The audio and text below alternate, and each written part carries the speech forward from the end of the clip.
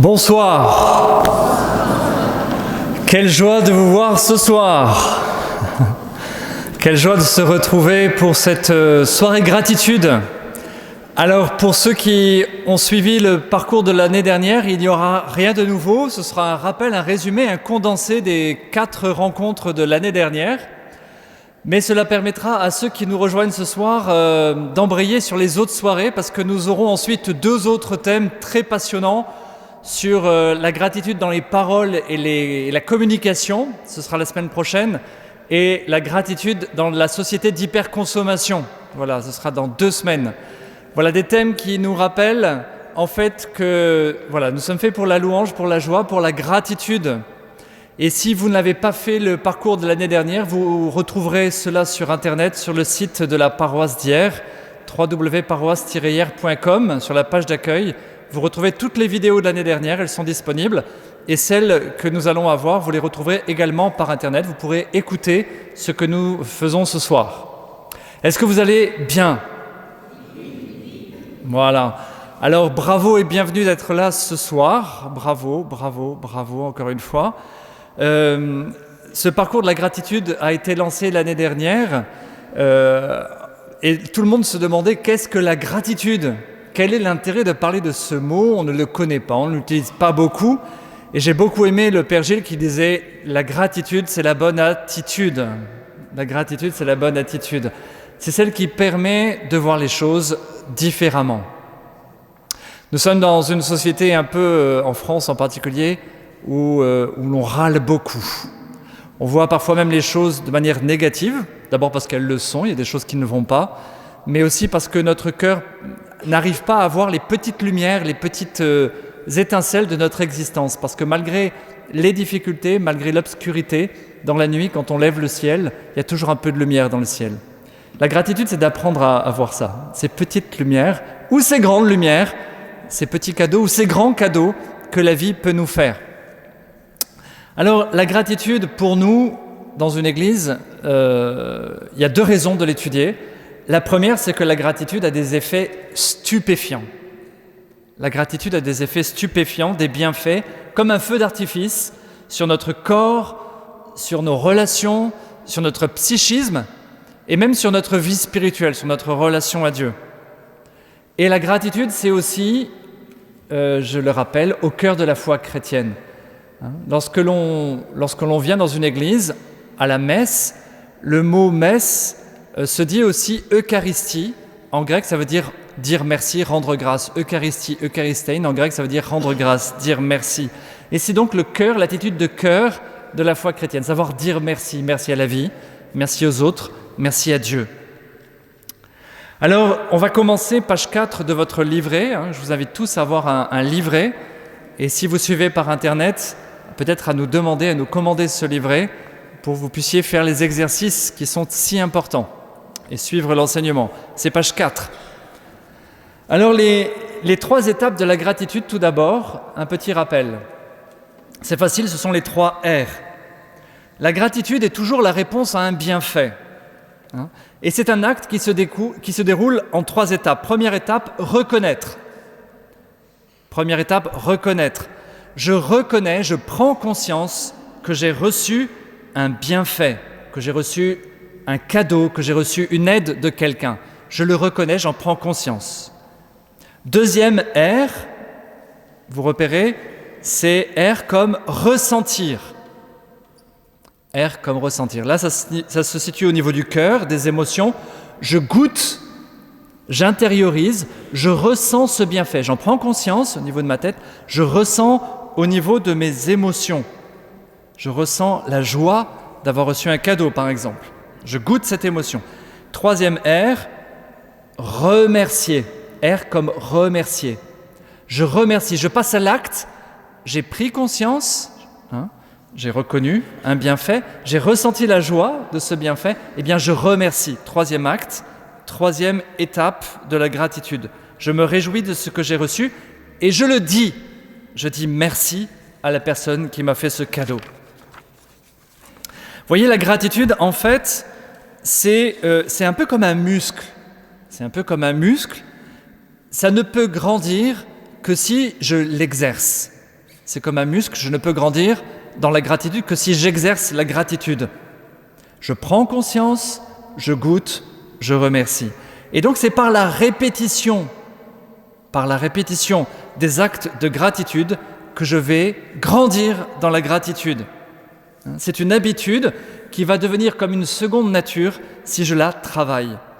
Donc il y a quelque chose de l'ordre de la volonté, de l'intentionnalité, de l'exercice que je vais faire. Et en même temps, il y a quelque chose qui va m'être donné. C'est la grâce. Il y a à la fois ce que je vais faire volontairement avec ma nature humaine et ce que Dieu va me donner. La gratitude, c'est à la fois un exercice et un cadeau. Un exercice personnel et un cadeau de Dieu. C'est une coopération entre le ciel et la terre. Saint Ignace disait « Agis comme si tout dépendait de toi », en sachant qu'en réalité, tout dépend de Dieu. Agis comme si tout dépendait de toi, en sachant qu'en réalité, tout dépend de Dieu.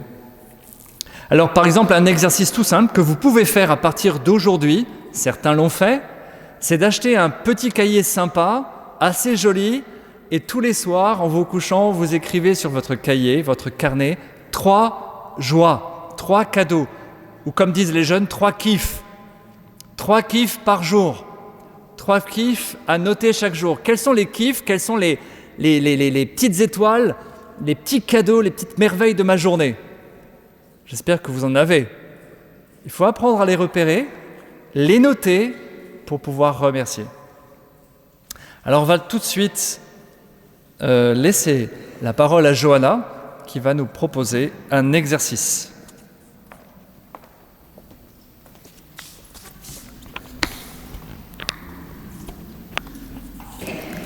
Alors, je vais vous proposer un petit exercice pour illustrer les 3 R dont nous parlait le Père Benoît. Donc, reconnaître, ressentir et remercier. Donc, cet exercice va consister à se souvenir d'un moment où on a été heureux, un moment de bonheur, et de remercier pour cela.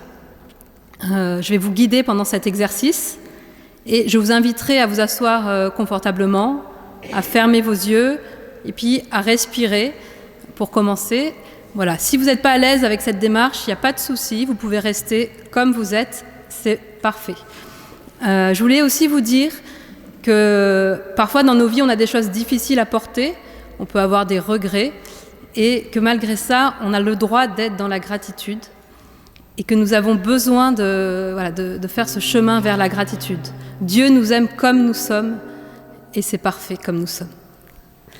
Donc on va demander à Mickaël de nous jouer un fond musical pour nous permettre de nous mettre dans une attitude intérieure plus calme. Et puis je vais vous inviter à vous asseoir confortablement dans vos bancs pour que vous soyez à l'aise. Voilà, je vous invite maintenant à fermer les yeux pour ceux qui le souhaitent. Et puis on va pouvoir respirer profondément. Puis souffler profondément.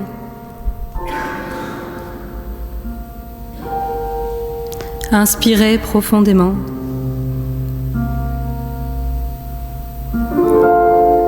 Soufflez profondément.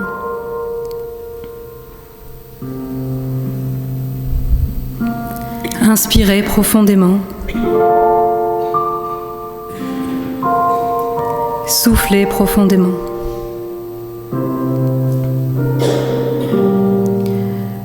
Maintenant, j'essaye de me rappeler d'un moment de ma vie qui a été extraordinaire. Un moment où je me suis dit, j'ai de la chance, ma vie est géniale.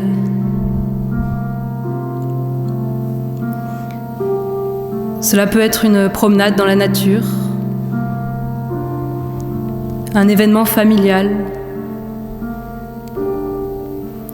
un moment partagé avec des amis, une réussite professionnelle.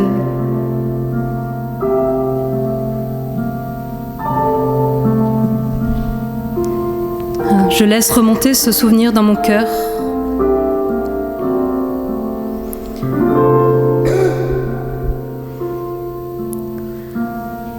Je peux me souvenir de là où j'étais, le lieu, les couleurs, les odeurs, les sons.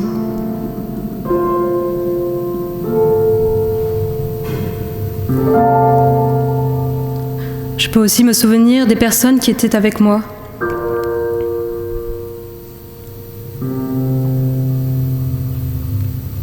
Ce que je faisais pendant ce moment-là.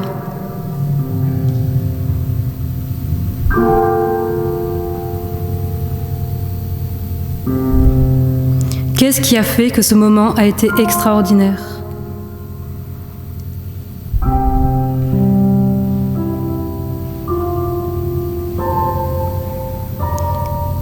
Qu'est-ce qui a fait que je me suis dit « Ma vie est géniale, j'ai de la chance ».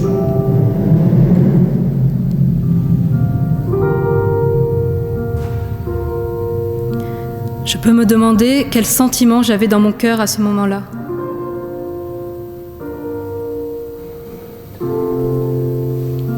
Peut-être un sentiment de joie.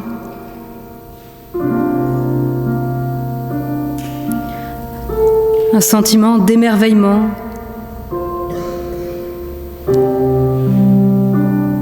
D'étonnement.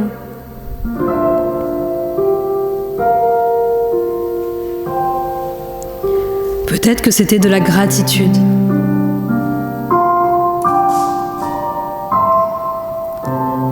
Je peux goûter à nouveau ce sentiment.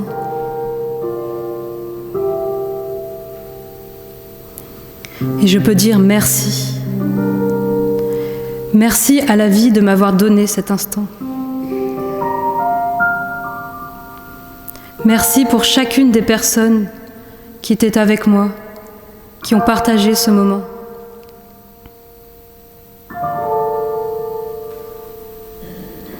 Oui, merci.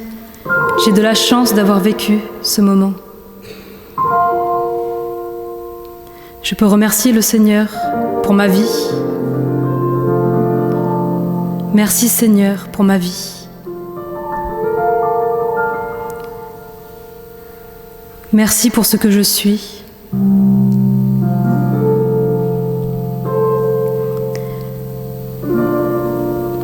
Merci pour cet instant que tu m'as donné de vivre. Oui, merci Seigneur.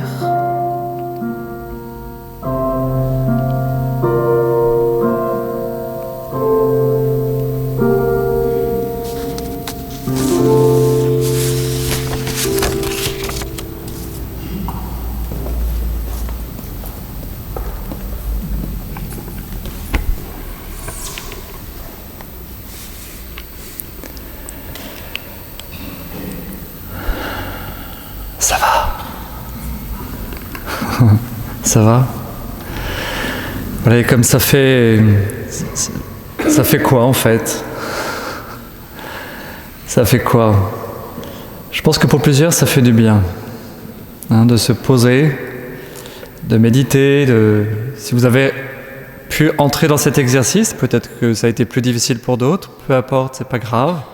Voilà, rentrer dans ce type d'exercice, c'est pas pour se regarder le nombril, c'est pour faire vraiment ce que j'ai dit, prendre conscience, goûter et remercier. Hein. Voilà, reconnaître, hein. Rendre grâce. Mais voilà, ces exercices qu'on vous invite en fait à faire pendant toute la semaine. Hein. Vous regarderez tous les exercices qui se trouvent dans votre livret à partir de la page 9 jusqu'à la page 12. Alors, une semaine ne suffira pas, mais vous pourrez continuer après à faire ces exercices. Je vais continuer maintenant avec un autre point, page 5 de votre livret, page 4-5 de votre livret. Ce sont les 4 niveaux de la gratitude. Vous y êtes? On y va? On y va. Alors le premier niveau de la gratitude, en fait, c'est le niveau 0 de la gratitude, c'est 0 gratitude. C'est facile, ça s'appelle l'ingratitude. L'ingratitude. Je ne suis dans la gratitude ni pour ce que j'ai, ni pour ce que je suis, ni pour ce que je vis. Et je suis plutôt dans la plainte, je suis dans l'impuissance, dans le sentiment d'être victime. Et je trouve que dans ma vie, il y a sans cesse des choses difficiles et mauvaises et que je n'y peux rien. Et je me dis régulièrement, intérieurement, franchement, j'ai pas de chance. Ou alors, c'est pas ma faute, je n'y peux rien. Ça ne changera jamais. Et je suis enfermé comme dans une bulle, dans ce sentiment d'ingratitude. Voilà, je n'arrive pas à en sortir. C'est le premier niveau, le niveau 0 si vous voulez. D'accord ? Le niveau 2, c'est souvent ce qui se passe. En fait, je ressens à certains moments de la gratitude. C'est rare qu'on soit dans 0 gratitude. Quand on y réfléchit, en fait, il y a des moments où on ressent de la gratitude. Ça peut être le fait de rencontrer quelqu'un qu'on aime bien. Ça peut être le fait de recevoir un cadeau, de manger une glace, je sais pas, de regarder un beau lever de soleil, un magnifique rayon de soleil qui perce à travers la vitre. Ça peut être un papillon, une fleur, je sais pas. Voilà, je ressens à certains moments quand même que des choses vont bien dans ma vie. Et je me dis, ah ouais, là je pourrais dire merci. Il y a un événement positif, une bonne nouvelle, mais c'est comme passager, comme furtif, ça reste ponctuel, ce n'est pas un état habituel, c'est passager. Ça c'est le 2e niveau. 3e niveau, je travaille à faire grandir la gratitude, et c'est ce qu'on fait ce soir en fait.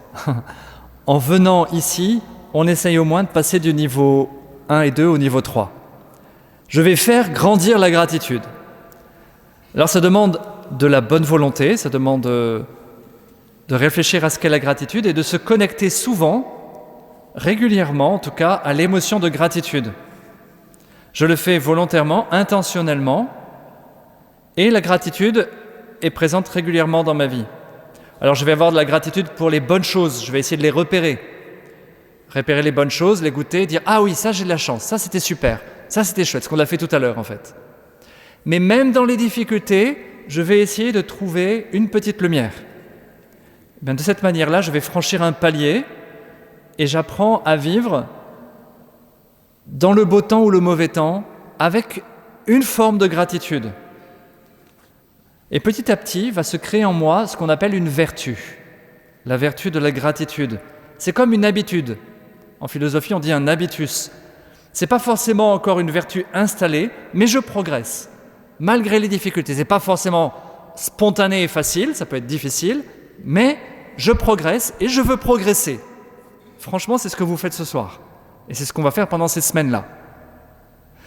4e niveau, eh bien la gratitude est comme une seconde nature. Elle est installée dans ma vie.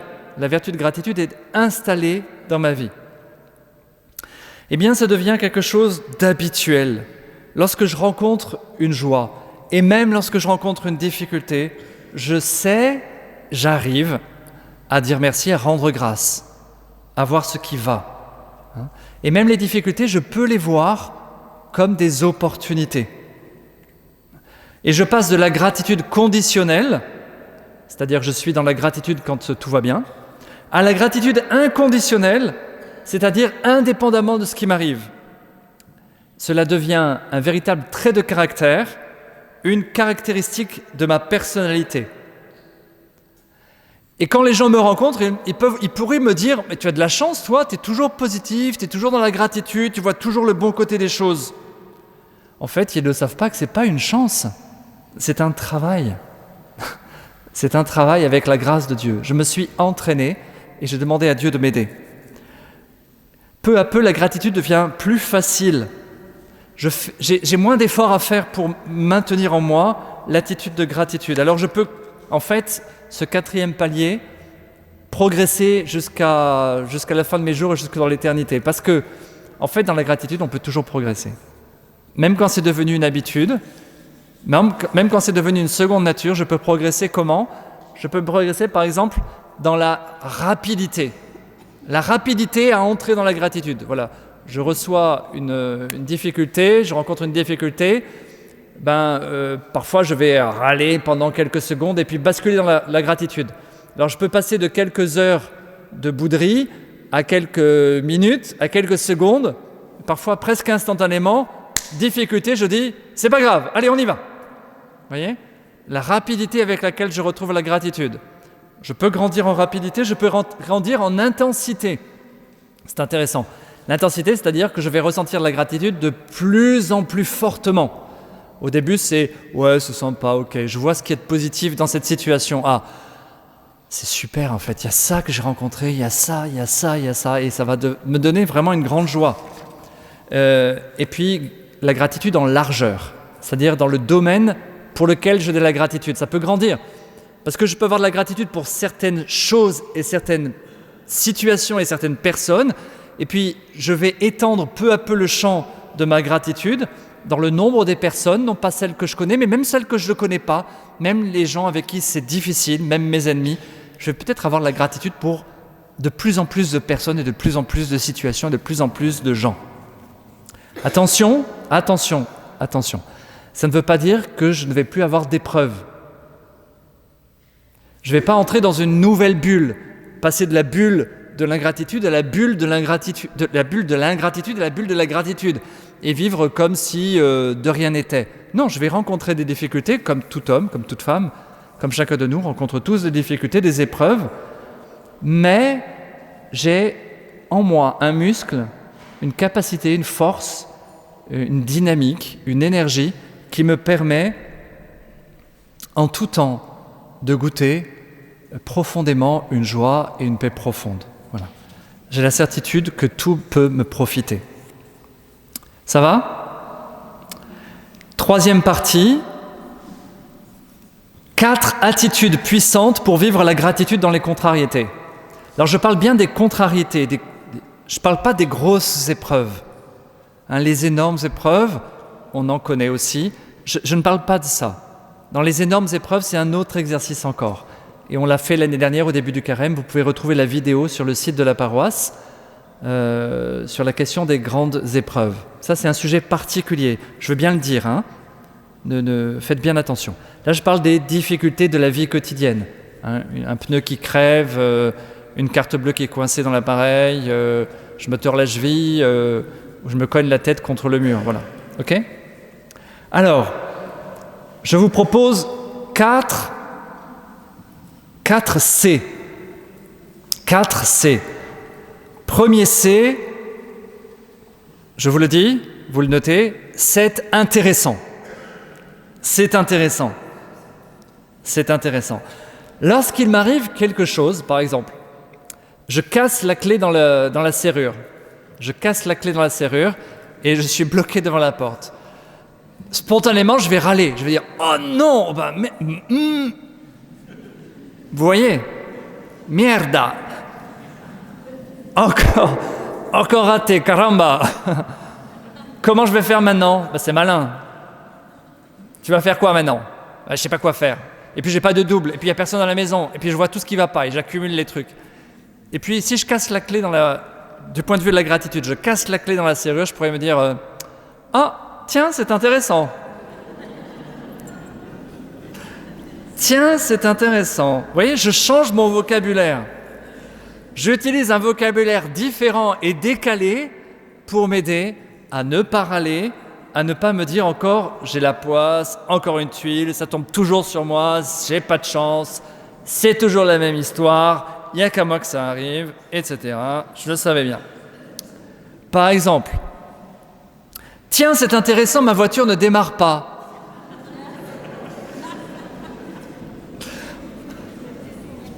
Alors je viens de rater mon train. Tiens, ça c'est nouveau, je ne l'avais jamais fait. Une personne qui m'énerve. Comme c'est fascinant la manière qu'elle a de m'énerver. Qu'est-ce que ça pourrait bien révéler chez moi ? Vous voyez, au lieu de me mettre en victime, je me pose la question. Tiens, c'est intéressant ce bouchon que je viens de rencontrer sur ma route. Qu'est-ce que je vais pouvoir apprendre dans cette situation compliquée ? Voilà. Je change mon vocabulaire. C'est intéressant. Vous vous en souviendrez ? On le dit ensemble ? C'est intéressant. Ok. Deuxième C, ce n'est pas grave. Ensemble, ce n'est pas grave. En fait, dans la vie et tous les jours, on rencontre plein de contrariétés, de choses qui ne se passent pas comme on voudrait qu'elles se passent. Pas au bon moment, pas la manière dont on voudrait que ça se passe. Et bon. Il y a plein de bugs, comme on dit. Mais en fait, quand on les regarde, même si ça nous énerve profondément, en fait, c'est pas très grave. Franchement, c'est pas très grave, c'est pas la fin du monde. Pourtant, une petite contrariété suffit souvent à nous troubler profondément, à nous agiter, à nous inquiéter. Je vous donne un exemple. J'étais à Rome avant-hier et j'avais oublié mon parapluie là où je logeais. Et je savais qu'il pleuvait en plus, je ne sais pas pourquoi j'ai oublié mon parapluie. Et j'ai passé la journée, je me suis dit chouette, il pleut pas en fait, la météo était mal prévue. Sauf que le soir, vers 19h, au moment d'aller manger, on visite une église, et en sortant de l'église, une pluie, mais alors, c'était pas une pluie, c'était un déluge qui tombait. Et on avait encore 1 kilomètre à faire à pied. Je me suis dit, mince, c'est pas vrai. Oh la poisse. Et en fait, je me suis dit, mais en fait, c'est pas grave. Même si je marche 1 kilomètre sous la pluie, c'est pas grave. Tu vas te mouiller, tu vas te sécher, tu vas te changer. C'est pas grave. C'est pas grave. En face, il y avait un restaurant qui était ouvert. On s'est dit, tiens, c'est l'heure d'aller manger. On va justement au restaurant. On a couru, on a fait 10 mètres. Et quand on est sorti du restaurant, il ne pleuvait plus. C'était pas grave. On a même eu le temps d'aller manger une glace. Voilà, il faut arriver dans ces petites difficultés, peut-être à voir les choses avec du recul, vous voyez ? Je me recule, j'essaie de sortir un peu de moi-même, de voir les choses de plus haut, de plus loin. Si je regarde cet événement, je suis dehors, je n'ai pas de parapluie et il y a un déluge. Si je regarde ça sur le moment, c'est un peu énervant. Mais si je regarde ça à l'échelle de ma semaine ou de l'année, c'est un détail insignifiant. Si je regarde ça à l'échelle de ma vie, qu'est-ce que ça fait ? Si je regarde ça à l'échelle de l'histoire de l'humanité,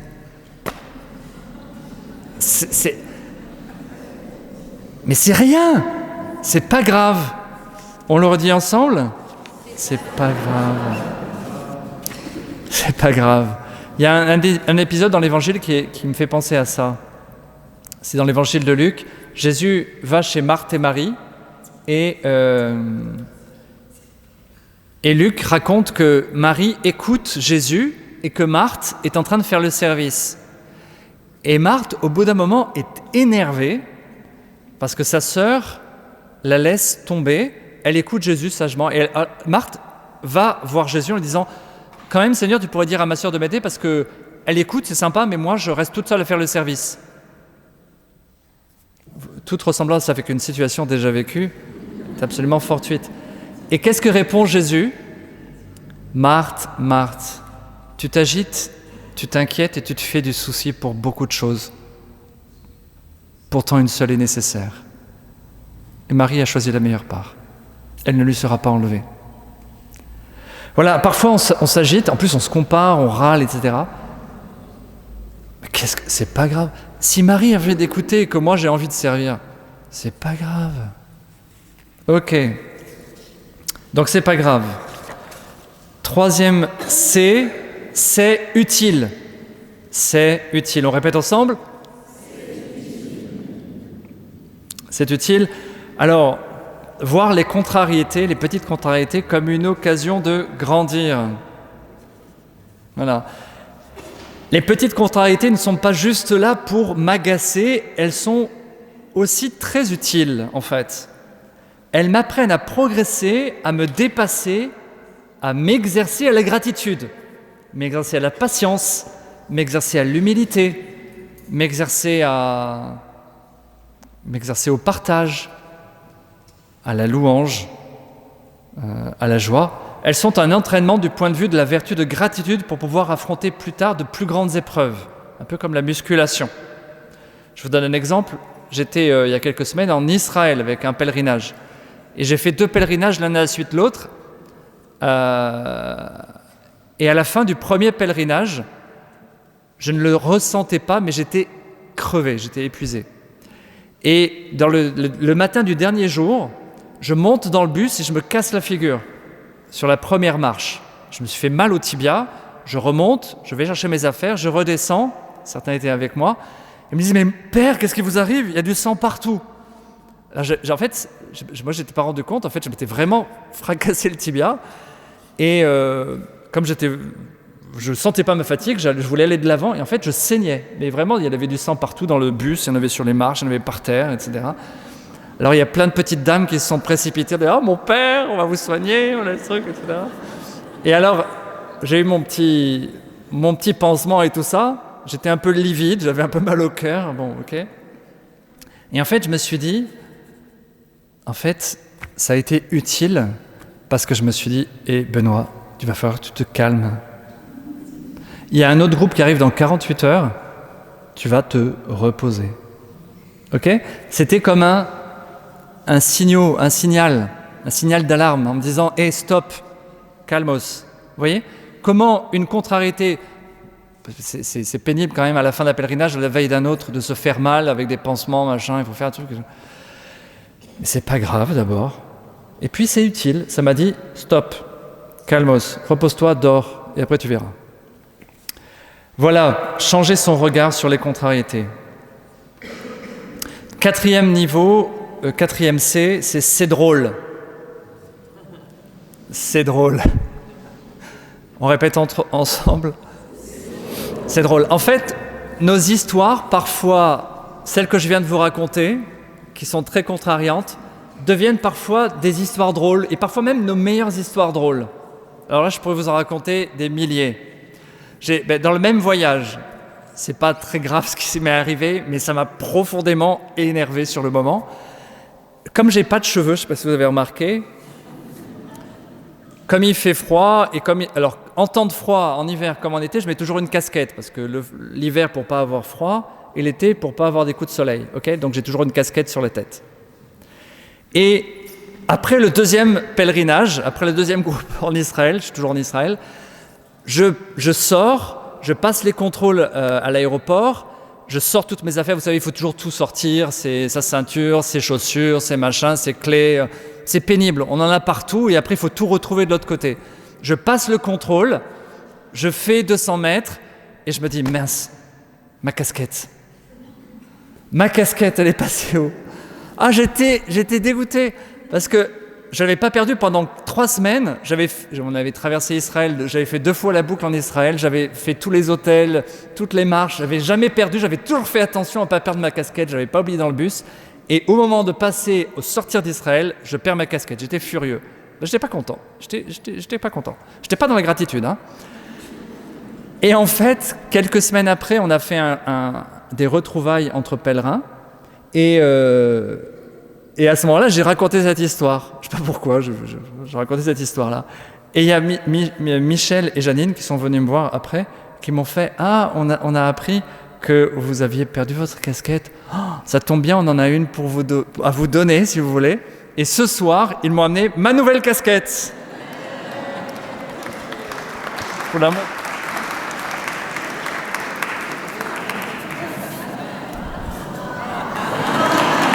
Elle est pas belle, ma casquette? Voilà, merci beaucoup. Alors, je vais laisser de la place à Vincent, qui va prendre la parole, pour vous proposer un petit exercice, un petit break. Après, je reprendrai la parole. Ça va? Ouais, super. Alors moi, je vais vous proposer un petit temps de partage entre vous pour un petit peu échanger cette première partie du topo du Père Benoît et en même temps l'exercice.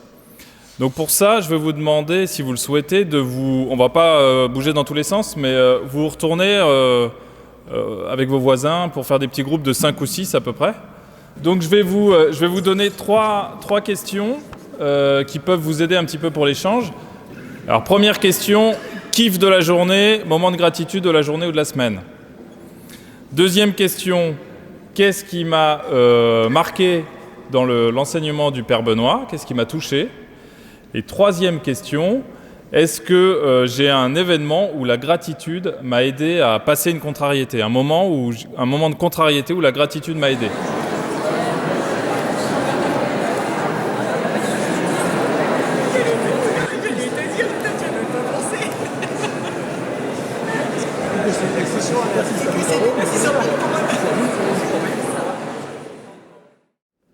Nous allons aborder la dernière partie pour cette soirée. Ce sont des rappels de l'année dernière et nous sommes page 6 du livret. Cette dernière partie, pour moi, est la plus importante, la plus belle et la plus puissante. Je pense que là, on aborde un sujet qui nous fait vraiment travailler quelque chose de profond en nous-mêmes. C'est la gratitude vis-à-vis de soi-même. Grandir dans la gratitude vis-à-vis de soi. Je vais vous demander de répéter cette phrase.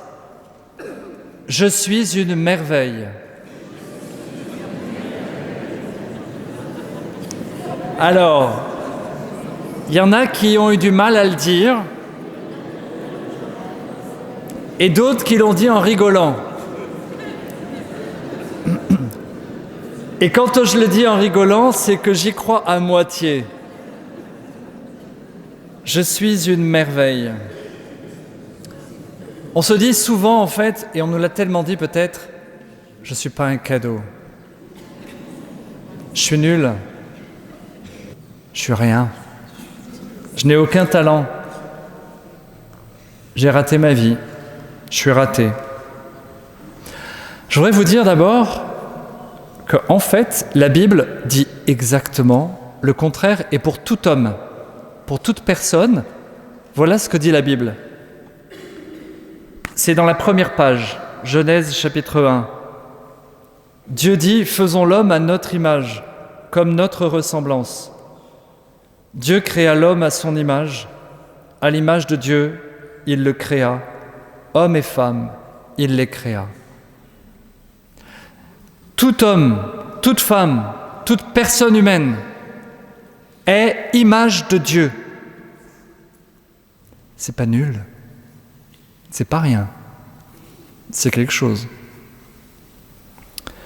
Dieu vit que cela était très bon, le fait d'avoir créé l'homme et la femme à son image. Dans le prophète Isaïe, Dieu dit, en s'adressant à l'humanité, en s'adressant à moi, « Dans un amour éternel, j'ai eu pitié de toi. Car les montagnes peuvent s'écarter et les collines chanceler. Mon amour ne s'écartera pas de toi. Mon alliance de paix ne chancellera pas, dit le Seigneur qui te console. Tu as du prix à mes yeux, tu as de la valeur, et je t'aime. Ne crains pas, car je suis avec toi. » Que c'est beau. L'amour de nous-mêmes, la relation que nous avons à nous-mêmes, oscille parfois entre deux extrêmes. Soit je me sous-estime, soit je me surestime. Je me sous-estime, je me dévalorise, je me minimise et je me dis ce que j'ai dit tout à l'heure, je suis nul, je vaux rien. En fait, ne confondez pas cette parole-là, cette attitude-là, avec de l'humilité. Ce n'est pas de l'humilité. À la limite, c'est de la fausse humilité qui cache une forme d'orgueil. L'humilité, ce n'est pas de dire « je suis nul ». L'humilité, c'est de reconnaître tout ce que j'ai et mes fragilités. Et je ne suis pas que fragilité, je ne suis pas que défaut, j'ai aussi des qualités. J'ai aussi des talents. L'humble, c'est celui qui a conscience à la fois de sa limite et de sa grandeur. Je pense à Eric Liddell, je ne sais pas si vous connaissez Les Chariots de Feu, le film en 1981. Eric Liddell a gagné les JO sur le 400 mètres en 1924. Il n'était pas forcément prédisposé à ça, mais il s'est mis à courir et s'est rendu compte qu'il courait vite. Et il a osé tenter sa chance aux Jeux Olympiques. Et il lit cette très belle phrase God made me fast. Dieu m'a fait rapide. Voilà, il a été assez humble pour, sans se prendre pour plus que ce qu'il n'était. Il a dit, Dieu m'a fait rapide, j'ai tenté ma chance, j'ai gagné, voilà, c'est tout. Peut-être que je suis moins bon sur autre chose, je suis bon là-dessus. Voilà, on oscille parfois entre la dévalorisation, la fausse humilité, la mésestime de soi, le mépris de soi-même et l'orgueil, où on se met au-dessus des autres. Et souvent, en fait, on fait les deux. Parfois, on méprise les autres, parfois, on se méprise soi-même. Parfois, on se met au-dessus des autres, parfois, on se met en dessous des autres. Mais c'est difficile d'avoir la bonne attitude. Et d'avoir la bonne attitude, de savoir de s'émerveiller de tout ce que nous sommes, tout en acceptant nos limites et nos fragilités, eh bien, c'est une grâce et c'est un exercice de gratitude. La gratitude nous apprend à nous aimer nous-mêmes pour pouvoir aimer Dieu et aimer les autres. Et je ne peux pas, en fait, vraiment aimer les autres, ni aimer Dieu, si je ne m'aime pas moi-même. Aime ton prochain comme toi-même. Alors les 3 ennemis de la gratitude vis-à-vis de soi-même. On va entrer dans le combat. Le combat contre ce qui nous dévalorise, contre ce qui nous diminue. Le premier combat, la première chose à débusquer, c'est la comparaison. Ça, c'est certain, la comparaison. Comparaison n'est pas raison. Parce que la comparaison mène soit à la jalousie, soit à l'orgueil. Elle nous focalise souvent sur ce qui nous manque, et cela nous empêche de voir ce que Dieu nous a donné, tous nos talents. On voudrait avoir ce que l'autre a et que nous n'avons pas. Parfois, l'autre jalouse en nous ce que nous avons et ce qu'il n'a pas, alors que si chacun regardait ce qu'il a, on serait quand même vachement plus heureux. On a tous des fils et des filles uniques de Dieu et on n'a pas à se comparer les uns aux autres. Chacun est unique. Chacun est unique. Deuxième chose à débusquer, à dénoncer, à repérer, ce sont les paroles négatives. Les paroles négatives. Les paroles négatives que les autres ont prononcées sur nous. Alors ça peut venir des autres, des amis, de la famille, des parents, des copains, des frères et sœurs. Des paroles qui tuent, du genre ce que j'ai dit tout à l'heure, tu vaux rien, tu es nul. De toute façon, je t'ai pas désiré. De toute façon, tu réussiras jamais. Tu changeras jamais, tu es bête. Des paroles qui tuent, que les autres nous ont dites, et que du coup, on s'est approprié nous-mêmes ces paroles terribles.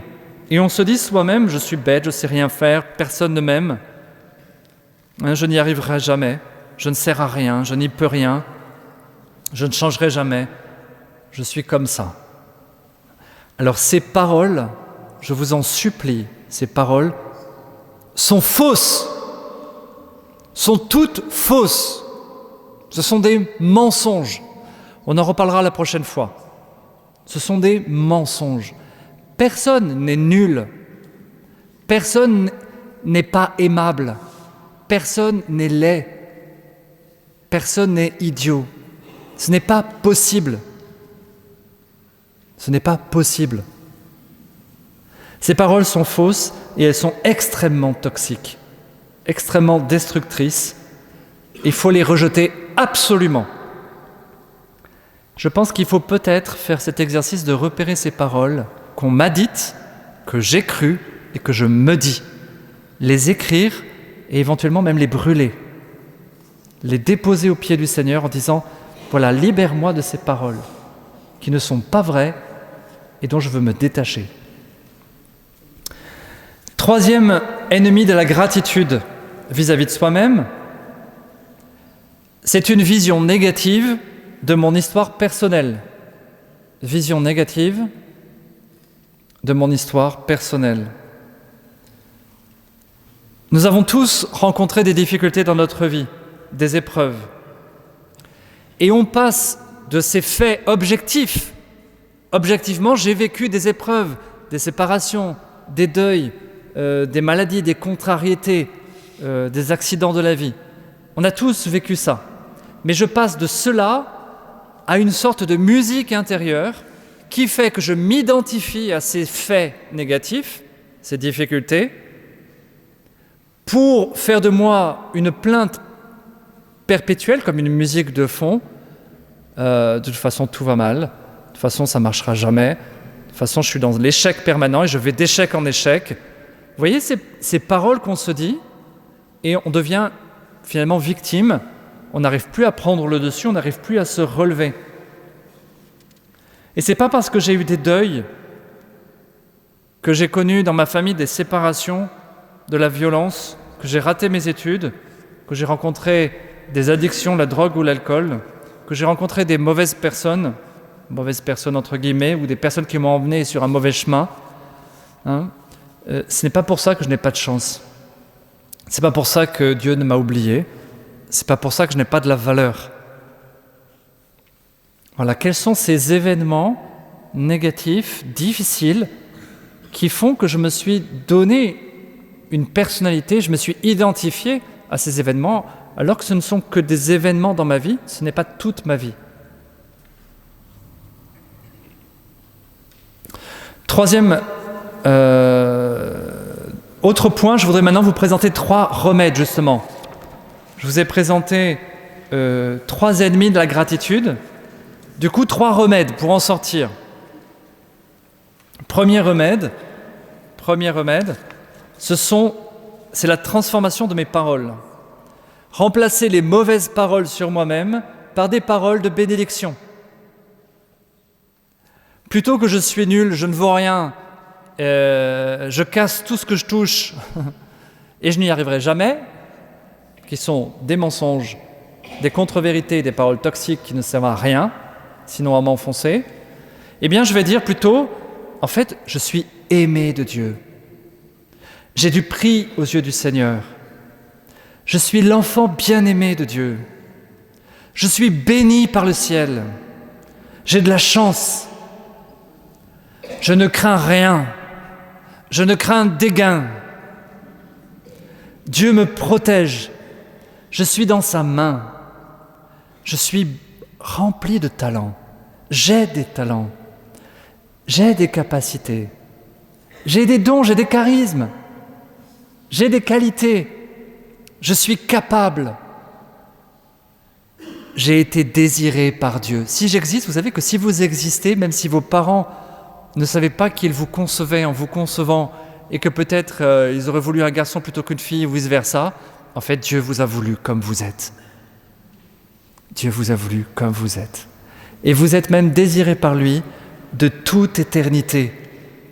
Avant même que je n'existe, avant même que je ne naisse, Dieu me voyait, Dieu m'aimait, Dieu me désirait.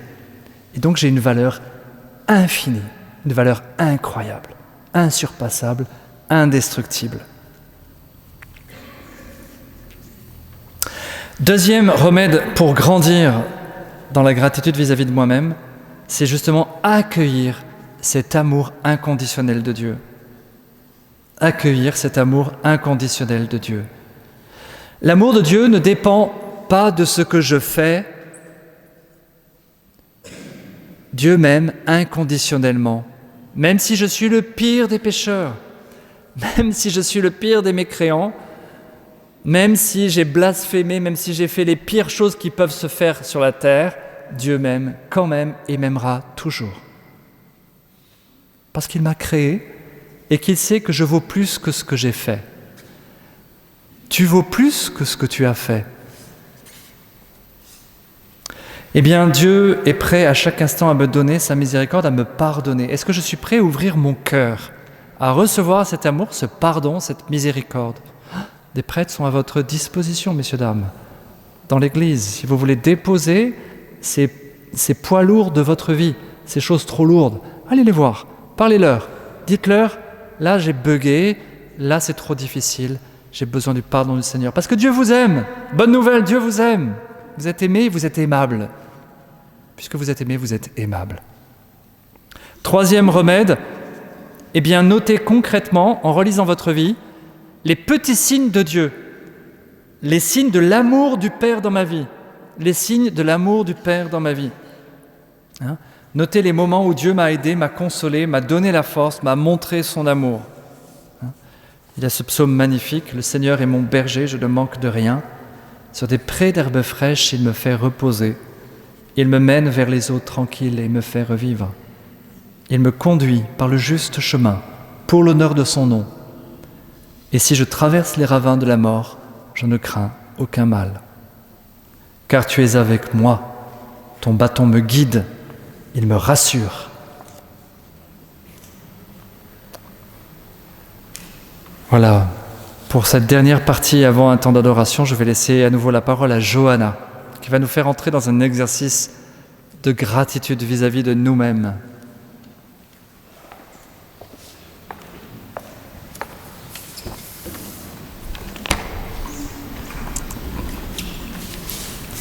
Voilà. Donc il y a plein de choses dans notre vie dont nous pouvons être fiers, des moments dont nous pouvons être fiers. Et pour ce deuxième exercice, je voulais vous inviter à faire mémoire de ça, d'un moment où vous avez été fiers de vous, parce que vous avez réussi à faire quelque chose qui vous semblait difficile, auquel vous ne pensiez pas arriver. Et on va remercier pour ça. Alors on va demander à Mickaël de nous jouer un morceau de musique. Puis comme tout à l'heure, pour ceux qui le souhaitent, voilà, je vais vous inviter à vous asseoir confortablement, à fermer les yeux,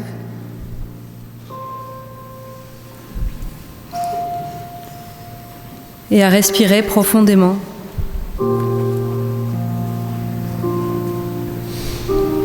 À souffler profondément.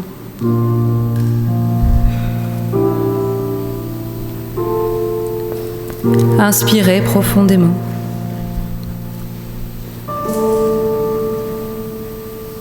Soufflez profondément. Alors encore une fois, on peut inspirer profondément. Puis souffler profondément.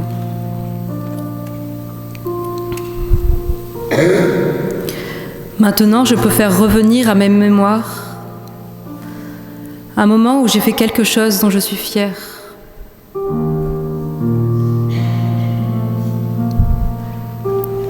Une chose que j'ai faite, qui était peut-être difficile pour moi, et que j'ai réussi.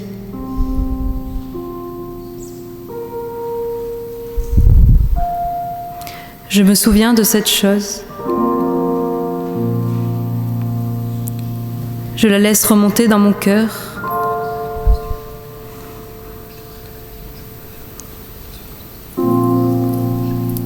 Je peux me rappeler dans quel contexte cela ça s'est passé.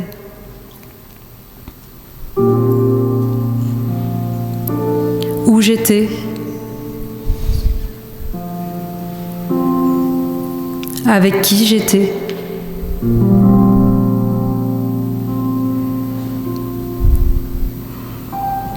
Qu'est-ce que je faisais ?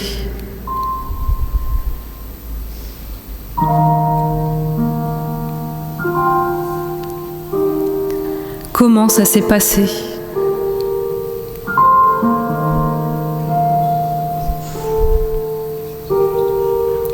Quel talent, quel charisme j'ai exercé ?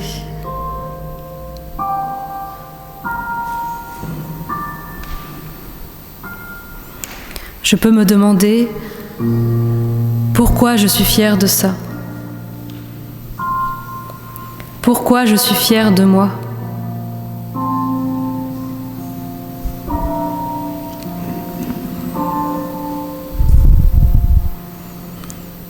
Est-ce que c'était d'avoir pris des risques,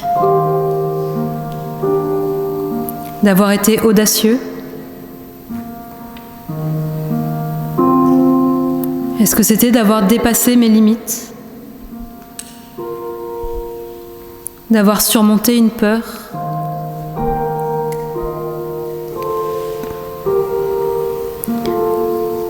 D'avoir atteint un objectif que je m'étais fixé ?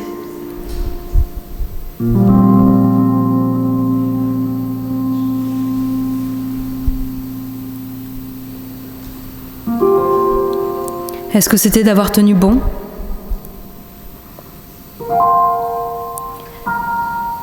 Peut-être que c'était d'ordre relationnel vis-à-vis de quelqu'un.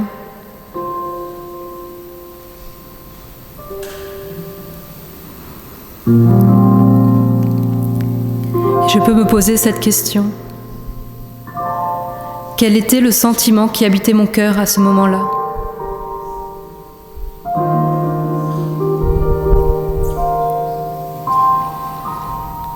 Je peux le goûter à nouveau.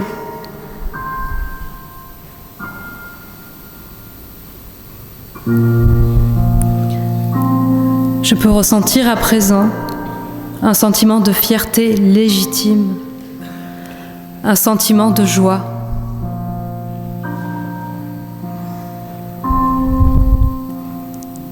Et je peux me dire, je suis fière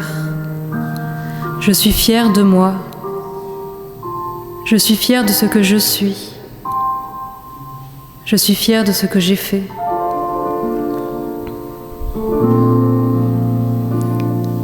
Je suis fière d'avoir réussi cette chose difficile.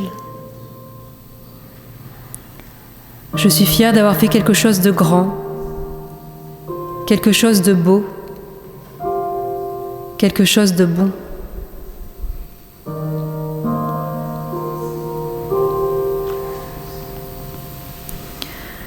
Je suis fière d'avoir utilisé les talents que le Seigneur m'a donnés.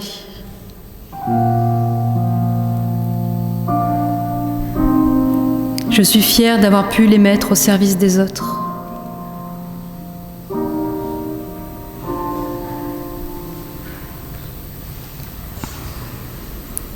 Oui, je suis fière de la personne que je suis. J'ai de la gratitude pour la personne que je suis. Et je veux dire merci. Merci pour la merveille que je suis. Oui, merci Seigneur, car tu as fait de moi une merveille, une personne unique. Seigneur, j'ai du prix à tes yeux et tu m'aimes. Tu m'as désiré, tu m'as aimé avant que j'existe.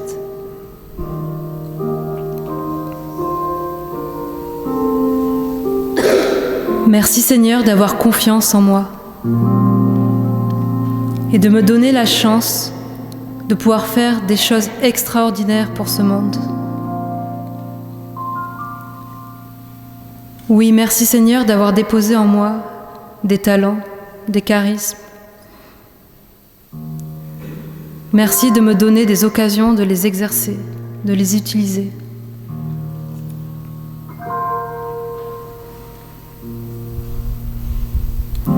Merci Seigneur. Merci pour la merveille que je suis.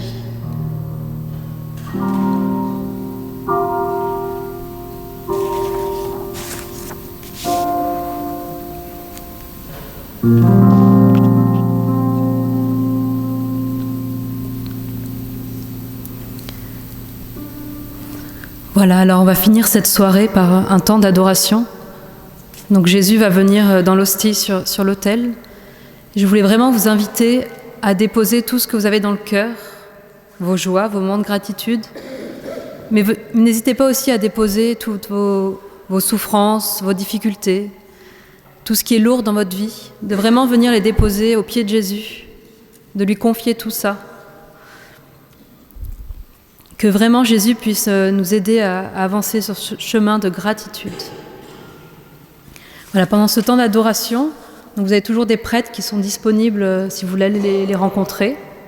Il y a aussi des personnes qui se tiennent au fond de l'église avec des foulards jaunes et qui sont disponibles si vous voulez leur confier quelque chose, une intention de prière. Voilà, elles peuvent prier pour vous. N'hésitez pas à aller les voir.